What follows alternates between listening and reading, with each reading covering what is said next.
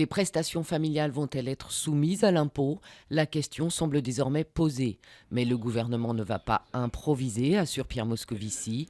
Il attend les conclusions d'un rapport avant toute décision.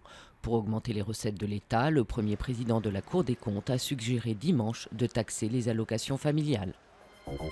Une troisième nuit à 40 mètres de haut pour le père de famille retranché dans une grue à Nantes.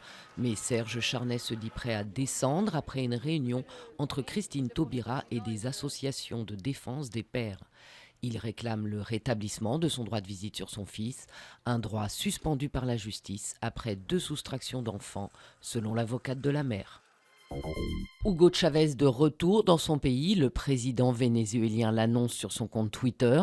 Il se trouve dans un hôpital à Caracas pour poursuivre son traitement.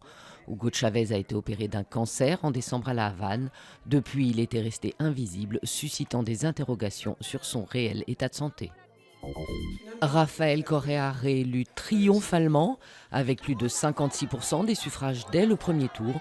Le président équatorien, l'un des leaders de la gauche américaine, s'offre un plébiscite. Il devance nettement son principal adversaire, Guillermo Lasso, crédité de 24% des voix. Nouveau sursis pour les éléphantes tuberculeuses du cirque Pinder, un sursis juste le temps de pratiquer des tests complémentaires selon Stéphane Le Foll.